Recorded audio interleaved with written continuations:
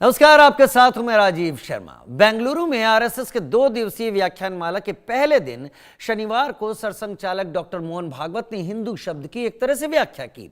उन्होंने कहा कि भारत में कोई अहिंदू नहीं है, मतलब ऐसा कोई नहीं जो हिंदू ना हो, क्योंकि सभी एक ही पूर्वज के वंशज हैं और देश की मूल संस्कृति हिंदू ही है। साथ ही उन्होंने कहा कि जब जब ये सवाल उठाए जाते हैं कि आरएसएस हिंदू समाज पर क्यों ध्यान केंद्रित करता है, तो इसका उत्तर यह है कि हिंदू ही भारत के लिए जिम्मेदार है। भागवत ने कहा कि भारत प्राचीन राष्ट्र है, हमें ब्रिटिशों ने राष्ट्रीयता नहीं दी। हर राष्ट्र की अपनी मूल संस्कृति होती है, वहां कई निवासी होते हैं, लेकिन एक मूल संस्कृति जरूर होती है। भारत की मूल संस्कृति अंत में हिंदू शब्द पर ही पहुंचती है। राष्ट्रीय स्वयंसेवक संघ के चीफ सरसंघ चालक मोहन भागवत ने कहा कि संघ की सोच समावेशी है। शाखा में मुस्लिम भी आते हैं, ईसाई भी आते हैं और हिंदू भी आते हैं। हम ये नहीं पूछते कौन क्या है, हम सब भारत माता के पुत्र हैं। भागवत ने कहा कि भारत का हिंदू राष्ट्र होना संविधान के खिलाफ नहीं बल्कि उसके अनुरूप है।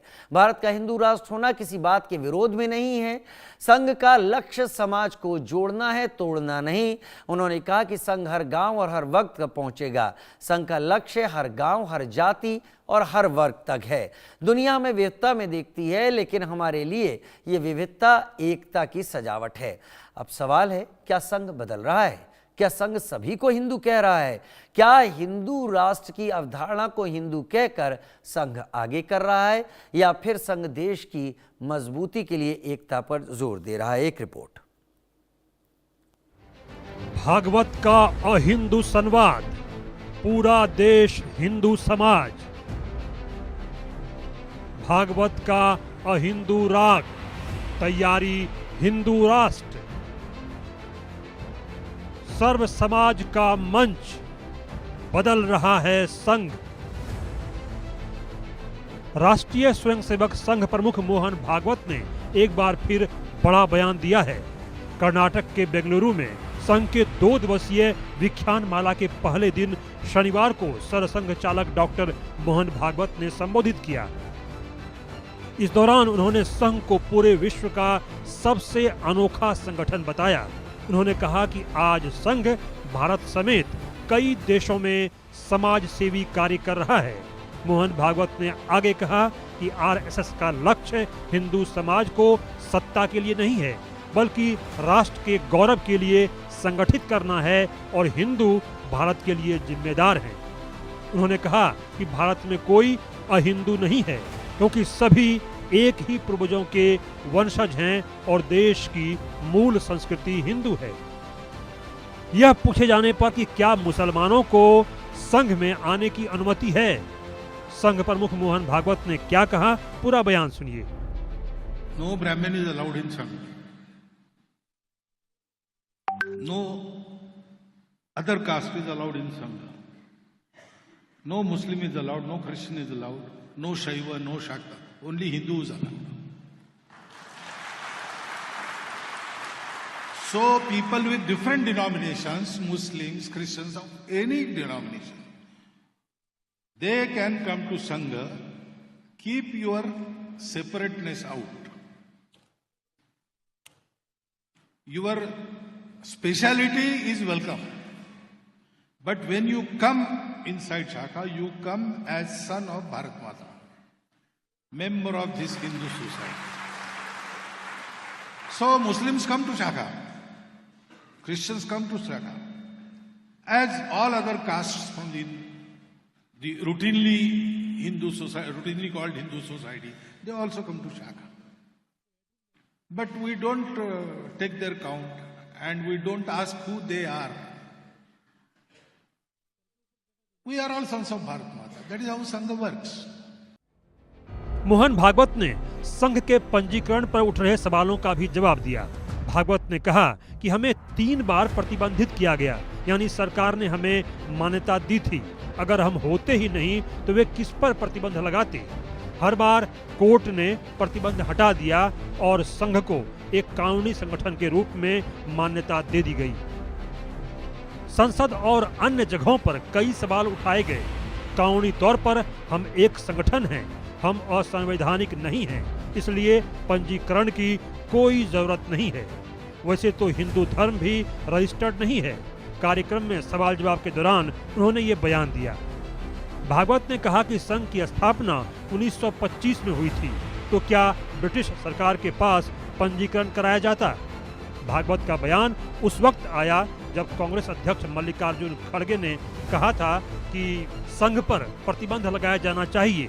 उनके बेटे और कर्नाटक के मंत्री प्रियांक खड़गे ने भी सरकारी संस्थाओं और सार्वजनिक स्थानों पर संघ की गतिविधियों पर प्रतिबंध लगाने की मांग की थी। उन्होंने यह सवाल भी उठाया था कि आरएसएस का पंजीकरण नंबर क्या है। आरएसएस का केंद्र बिंदु क्यों हिंदू से अहिंदू? मोहन भागवत का अहिंदू वाला बयान सबसे अधिक चर्चा में है। उन्होंने कहा कि भारत में कोई अहिंदू नहीं है, क्योंकि यहाँ रहने वाले सभी लोग, चाहे मुसलमान हो या ईसाई, एक ही पूर्वजों के वंशज हैं और देश की मूल संस्कृति हिंदू संस्कृति है। जाहिर है कि संघ की एक शाखा राष्ट्रीय मुस्लिम मंच भी है, जिसमें मुस्लिम भी हैं। बीजेपी और संघ हिंदुत्व को धर्म नहीं बल्कि जीवन शैली बताते रहे हैं। पूरे देश को, पूरे समाज को हिंदू कहने का विश्लेषण क्या हो सकता है? क्या संघ बदल रहा है? क्या वह सर्व समाज को स्वीकार करता है? क्या देश के अंदर अलग अलग धर्मों और समुदायों के भेद को खत्म किया जा रहा है और देश की एकता को मजबूत किया जा रहा है? या सभी को हिंदू बताकर क्या हिंदू राष्ट्र की अवधारणा को आगे किया जा रहा है? क्या एक ऐसे हिंदू राष्ट्र की संकल्पना है जिसमें सबका आदर होगा, लेकिन भारतीय संस्कृति और जीवन शैली को सर्वोच्च रखा जाएगा? अहिंदू पर संघ का केंद्र बिंदु आखिर क्या है? क्या अहिंदू वो हैं जो देश की रचना धर्मिता, पहचान, जीवन शैली, रक्षा से अलग नकारात्मक सोच रखते हैं, जो देश हित में नहीं है? और क्या हिंदू वो हैं जो देश की रचना धर्मिता, संप्रभुता, रक्षा, संस्कृति, जीवन शैली और विकास से सरोकार रखते हैं, जो देश हित में है? Bureau report, India news.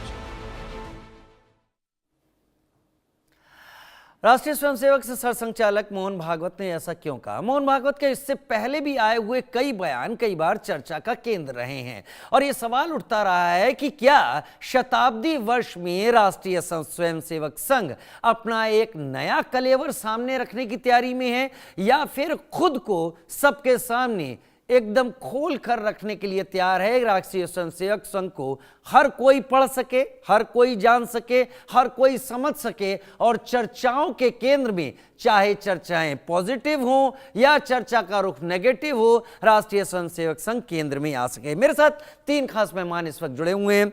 मेरे साथ मोहन कृष्ण जी मेरे साथ जुड़े हुए हैं, तस्वीरों में बहुत स्वागत है मोहन कृष्ण जी, प्रवक्ता बीजेपी। मेरे साथ डॉक्टर टीना कर्मवीर जुड़ी हुई है, बहुत दिनों बाद डॉक्टर टीना कर्मवीर आपको देखा, बहुत स्वागत है आपका भी, प्रवक्ता कांग्रेस। और यमुना पाठक मेरे साथ पॉलिटिकल एनालिस्ट के तौर पर जुड़ी हुई है। सबसे पहले मैं मोहन कृष्ण जी आपका ही रुख कर लेता हूं। शुरू में मैं कोशिश करूंगा, मेरा एक विनम्र निवेदन है, हमारे बहुत सारे दर्शक हमें देख रहे हैं, चर्चा में ये हम उम्मीद नहीं कर सकते कि दूसरा प्रवक्ता हमारे मन की बात बोलेगा। वो अपनी पार्टी लाइन, अपनी पार्टी की विचारधारा को इस सब्जेक्ट से जोड़कर ही रखेगा, लिहाजा उससे परेशान होकर चर्चा को बहस में तब्दील करना श्रेयस्कर नहीं होगा। उनको भी सुने, अपनी बात भी रखें और सबको समय बराबर बराबर मैं दूंगा। सबसे पहले 2 मिनट मोहन कृष्ण जी आपसे शुरुआत करता हूं। मोहन भागवत जी ने बड़ा साफ स्पष्ट तरीके से संघ के बारे में बात रखी। सवाल पूछा गया था कि मुस्लिमों तक रीच बढ़ाने के लिए क्या कर रहा है संघ। उसने कहा हम यहां ना तो ब्राह्मण को आने देंगे, ना हम मुस्लिम को, ना हम क्रिश्चियन को, ना हम किसी भी जाति को आने देते हैं। यहां जो आता है वो भारत माता का पुत्र होता है, उसकी अपनी आइडेंटिटी का वेलकम है, ये उन्होंने बोला। लेकिन अगर यहां पर आ रहे हैं तो फिर यहां पर वो अपनी विशेषता को घर पर रखें और यहां पर भारत माता के पुत्र होकर आए। क्या कहना चाहते हैं मोहन भागवत साहब? मोहन कृष्ण आपका एनालिसिस 2 मिनट। नमस्ते राजीव शर्मा जी। नमस्कार सर। राजीव शर्मा जी, आरएसएस का ध्येय है एक ही है, सर्वराष्ट्र हितोपरि। सर्वराष्ट्र हितोपरि में जो राष्ट्र में जो जीते हैं वो राष्ट्र के लिए जीते हैं, उसके लिए राष्ट्रीय स्वयंसेवक संघ है। उसमें जाति और कास्ट और सेक्युलरिज्म इसका बात ही नहीं होते, पहली बात है। दूसरी बात है, राष्ट्रीय स्वयंसेवक संघ उभरा इस दुनिया में, भारत में, एक ही मकसद से।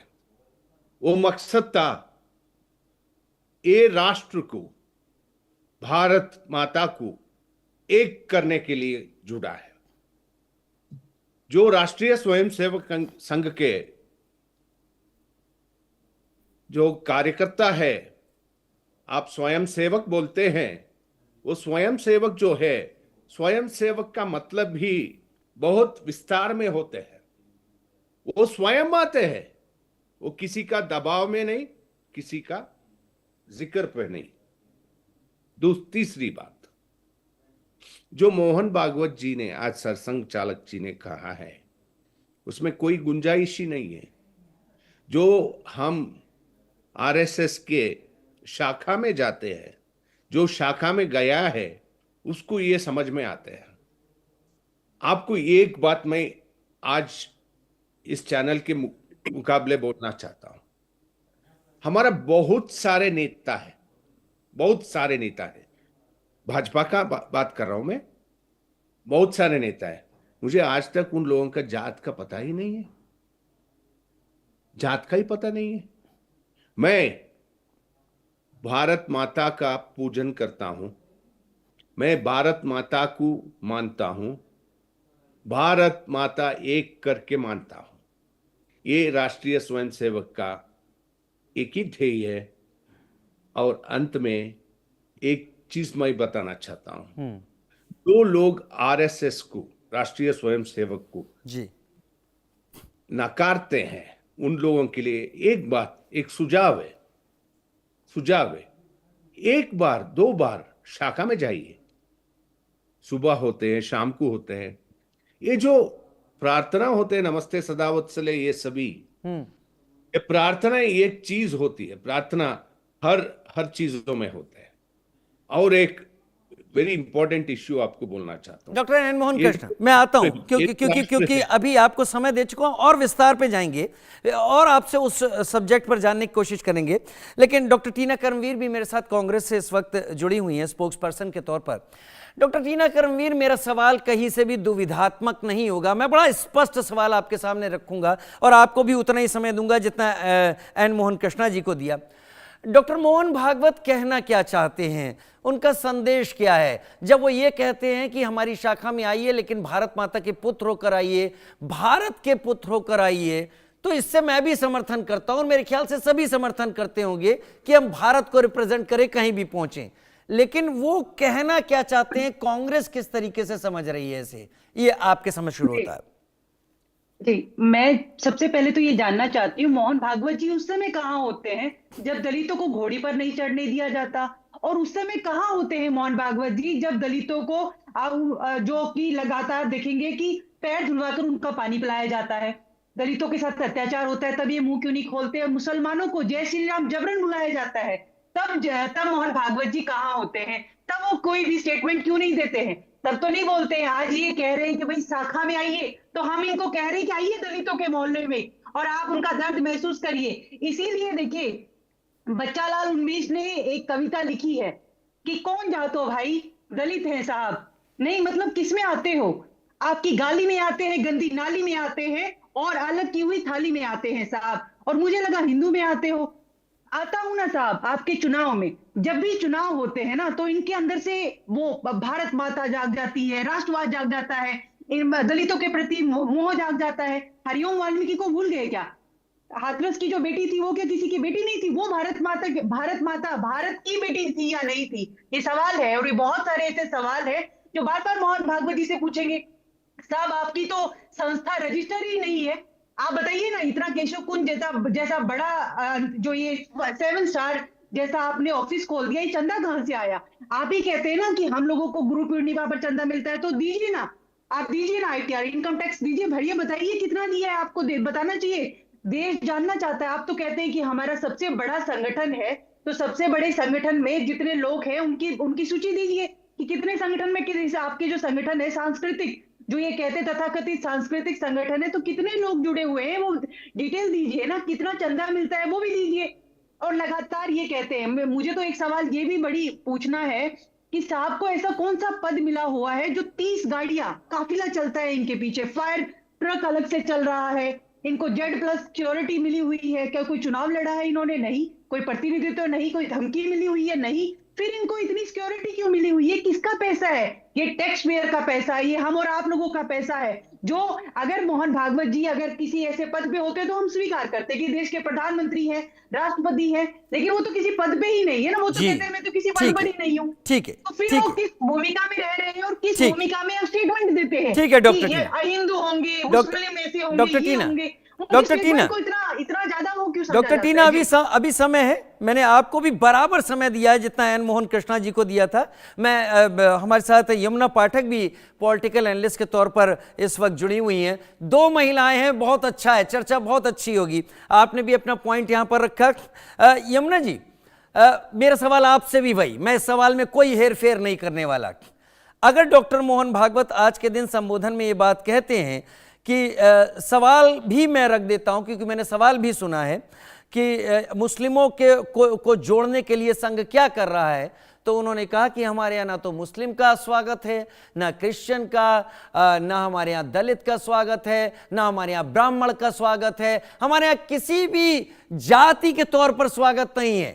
आप अपनी विशेषता के साथ रहें, अपने घर में रहें, लेकिन जब यहाँ शाखा में आए तो भारत माता के पुत्र होकर यहाँ आए, किसी पहचान के साथ नहीं आए, ना वो पहचान आपकी यहाँ प्रभावी होगी। वो क्या संदेश देना चाहते हैं यमुना पाठक, आपको क्या लगता है?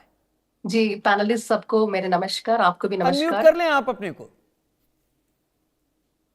हाँ, मैं अनम्यूट कर दिए मैंने, अभी सुनाई दे रहा? जी, आवाज आ रही है। जी, पैनलिस्ट सबको, बड़ी सबको नमस्कार। मैं इतना ही बोलना चाहती हूँ, जो हम लोग सुनते रहते हैं, ये सबके साथ और सबका विकास ही भारत का विकास है, जुड़ी हुई है। और यही जो बोलते हैं अभी सर संगालची और डॉक्टर मोहन भागवत जी जो भी उन्होंने स्टेटमेंट दिए हैं, तो इट इज मोर सेक्युलर मैं बोलती हूँ, क्योंकि अभी कोई भी शाखा में जाइए, RSS का शाखा में, अभी बहुत सारे लोगों को इनका जात क्या है, क्या है, कौन सा कैस्ट है, कौन सा रिलीजन, इसका कोई मतलब नहीं है।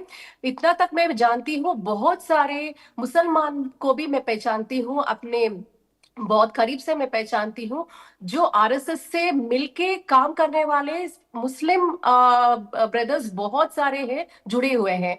तो मैं ऐसे बोलता हूँ, और कभी भी कोई भी कैस्ट या रिलीजन कोई भी नहीं पूछते जो शाखा में जाते हैं या उनके RSS का प्रोग्राम्स आप में। गई बहुत सारे शाखा में? अपना ही शाखा में बहुत सारे लोग, उनका कैस्ट रिलीजन कोई नहीं पूछता है, इनको इतना ही मतलब है। जैसा मैं बोलती हूँ, अभी हमारा सिस्टर बात करी है, क्या बोल रही है, इन लोग इतने अन्याय हो रहे हैं तो उन्होंने कोई आवाज नहीं उठाया। मैं तो बोलती हूँ, सेवा भारती क्या है, जो विद्या भारती क्या है, और एकल विद्या मूवमेंट इन लोग लाए हैं, ये पूरे के पूरे 13,000 स्कूल में, पूरे ट्राइबल विलेजेस में और बहुत सारे रिमोट रूरल एरियाज में जाके इन लोग टीचर्स को लगा के बहुत सारे गिरिजनों को शिक्षा दिया है। और संस्कार भारती, ग्राम विकास, इनके जो प्रोजेक्ट्स होती है, और स्वदेश जागरण मंच, ये पूरे के पूरे कॉन्सेंट्रेशन जो है रूरल एरियाज में बहुत सारे हैं। और इन लोग ज्यादा ये जो मार्केटिंग टाइप का नहीं करते, इन लोग ना पब्लिसिटी उसमें नहीं आते, इन लोग साइलेंट वर्कर्स है, they work for the cause. इतना तक तो मैं देखी हूँ, अनबयास्ड भी मैं बोल रही हूँ। सो अभी आप ये जो मुद्दा उठाए हैं मुसलमान के बारे में, तो it is nothing to do, there is no caste, no creed, no religion, no language, जो भी है भारत के वासी है, भारत के अपना पुत्र है, अपना पुत्री है। तो इतना ही कॉन्सेप्ट है। स्पिरिट ऑफ नेशनलिस्टिक स्पिरिट को इम्बाइब करने के लिए इन लोग बहुत सारे प्रयास करते हैं। उसके हम लोग बोल सकते हैं ट्रूली सेक्युलर जो बोलती हूँ मैं, तो आरएसएस को प्योरली सेक्युलर बोलती हूँ, क्योंकि सबको जुड़ के सबके साथ सबके विकास के साथ भारत के विकास के आगे जा रहे हैं, इतना तो मैं बोल सकती हूँ। और ये जो स्टेटमेंट जो मैं बोल रही हूँ अभी, जो भागवत जी ने बोला है स्टेटमेंट, ये खाली इस देश के बहुत सारी सीनियर कांग्रेस लीडर्स में भी बहुत सारे स्टेटमेंट्स दिए हुए हैं। चौधरी साहब ने दिए हैं, मातीन साहब जो सीनियर कांग्रेस लीडर है, इन्होंने भी बोला था। उनके जो डिसेंडेंट्स है हिंदूज है और वे उत्तर प्रदेश राष्ट्र से है, वो मेरठ के डिस्ट्रिक्ट से है, उस गांव के उनके माता ब्राह्मण और उनके पिता राजपूत, और उस समय पे उन लोग कन्वर्ट हो गया है। फिर उसके बाद बहुत सारे ऐसे लोग अभी सुन्नी वक्फ बोर्ड के साहब है, उन्होंने भी बताए थे भारत में जो भी रहते हैं हिंदूस, ये सब भी कन्वर्टेड है। और अभी तो इस्लाम में जो आना है, पूरे इनके जो एंसेस्टर्स बेस है पूरे पूरे हिंदूस है। अभी जो भी मुसलमान बन गया या कोई भी रिलीजन में कन्वर्ट हो गया, पूरा कन्वर्टेड है, और इससे पहले इन लोग पूरा हिंदू ही है। So Hindutva is not just a religion, ये तो मैं बोलती हूँ हिंदुत्व और हिंदूस को ऐसा मत देखिए, इसको हमारा पहचान, ये cultural identity, it is our identification with our ancestral thing. So अभी अब बाहर से, अभी भारत के बाहर भी लोग, अभी भी लोग ठीक है यमुना भारत जी, को ऐसा ठीक बुलाते है, हैं, हिंदुस्तान बुलाते ठीक हैं। है यमुना जी। यमुना जी, मैं बड़ी देर से कोशिश कर रहा था, लगता है मेरी आवाज़ आप तक नहीं जा पा रही थी। ये तकनीक कई बार दिक्कत कर जाती है। आपने बहुत कुछ सारी चीज़ें बोल दी।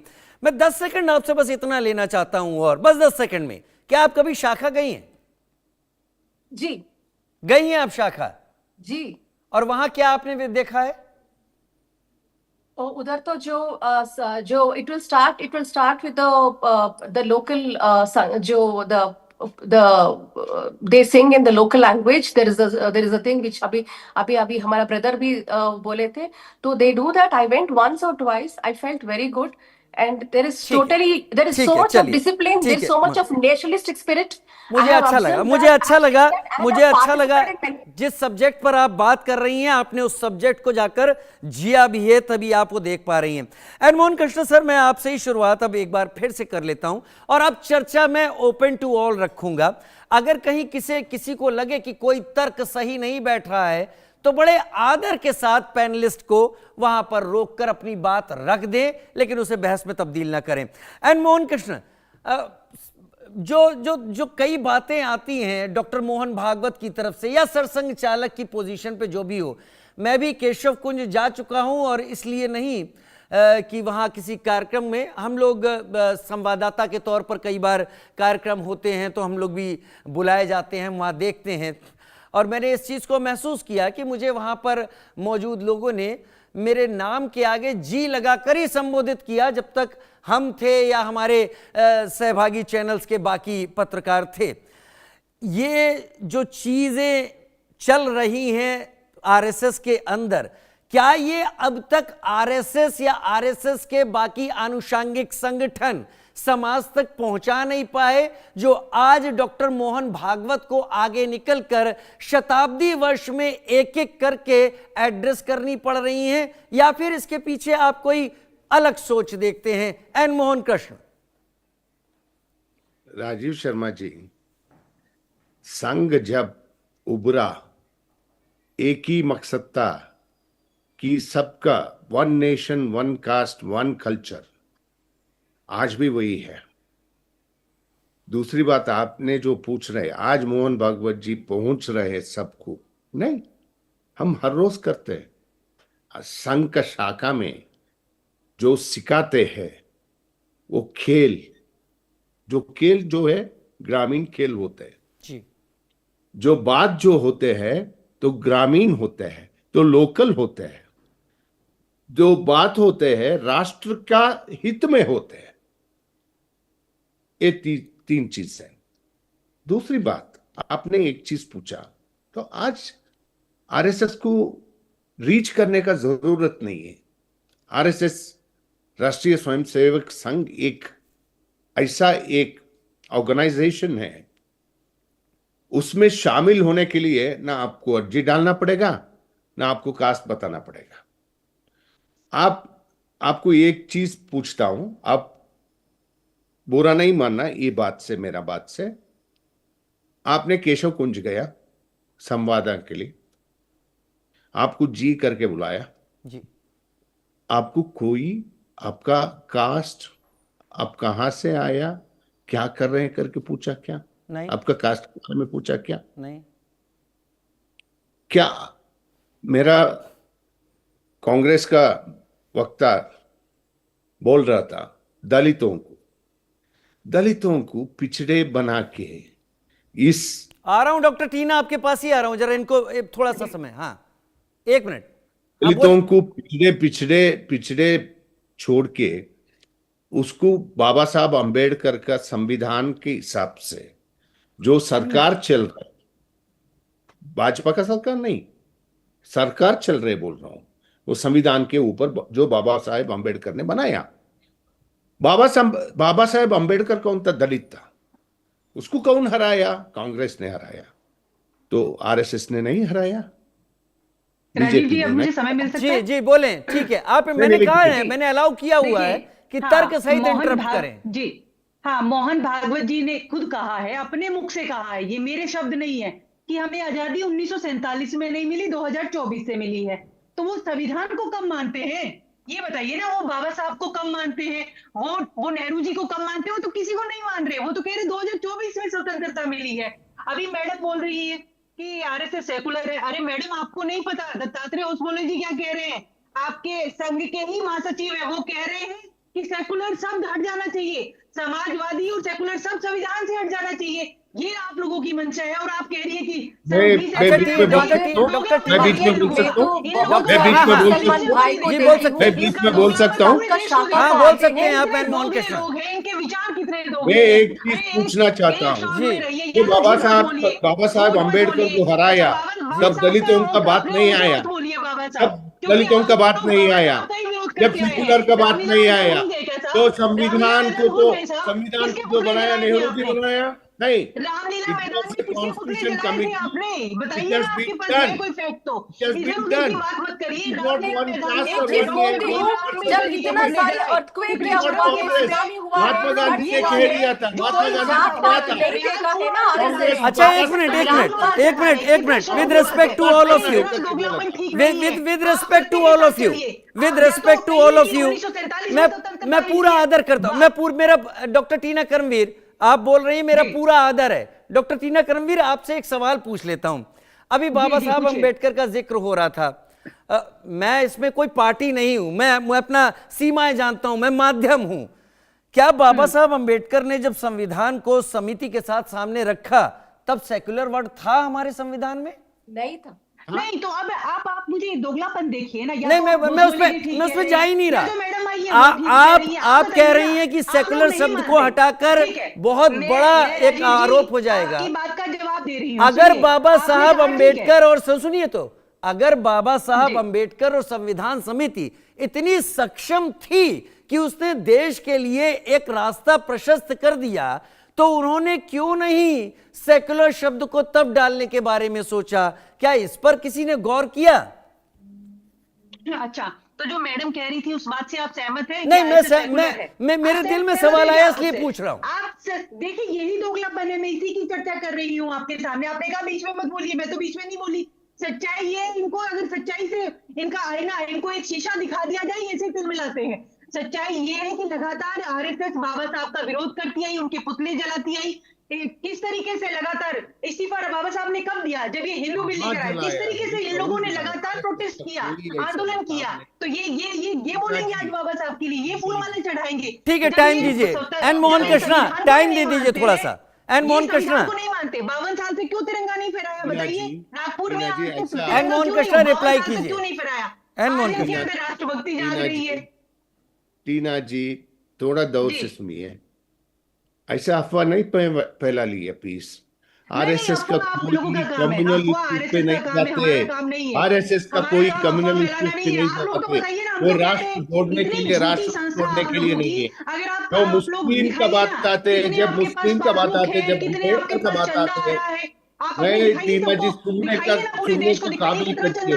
आपको सुनने का काबिल मिल रहा कीजिए, है और उस पैसे सुनने का का काबिल। उपयोग कहाँ किया जा रहा राजीव है? जी अगर वो बात पारदर्शिता करते हैं तो होना मैं बात होना नहीं जरूरी करना है। चाहता हूँ। डॉक्टर टीना, आप लोग क्या डॉक्टर कर रहे टीना हो? थोड़ा समय आप दे लोग दीजिए। क्या कर आपने रहे हो? अंत इसलिए आपने लगातार बोल लिया। हमारे नेता बार मेरा बार एक कह रहे प्रश्न हैं, है। डॉक्टर जो टीना व्यक्ति आपने ये अभी कह रहा है कि लगातार बोल लिया। 1947 में आजादी नहीं मिली, उसमें तो राजद्रोह का केस डॉक्टर हो जाना चाहिए था। लेकिन डॉक्टर आज भी मोहन डॉक्टर भागवत टीना लगातार बोल रहे हैं डॉक्टर टीना 2024 में मिली आजादी। डॉक्टर जी। टीना डॉक्टर टीना मेरा विनम्र निवेदन, आपने अपनी सारे पॉइंट रख दिए, दर्शकों तक पहुंच गए, हमने नहीं रोके हैं, सब दर्शकों ने सुन लिया आपके पॉइंट क्या हैं। अब डॉक्टर एन मोहन कृष्णा और उसके बाद मैं यमुना जी के पास जाऊंगा। डॉक्टर एन मोहन कृष्णा अपना जवाब दे दीजिए। टीना जी नोट कर लीजिएगा पॉइंट, आपके पास भी लौट कर आऊंगा। Doctor N Mohan Krishna. मैंने एक चीज पूछना चाहता हूं। आपने एक बहुत अच्छा सवाल पूछा कि सेक्युलर का नाम था क्या संविधान में जब कॉन्स्टिट्यूशन बनाया था। ठीक है, तो जो हो गया गलती हो गया। अरे कांग्रेस वाले बोल रहे हैं कि संविधान बदल जाएगा, संविधान बदल जाएगा, संविधान बदल जाएगा। कहाँ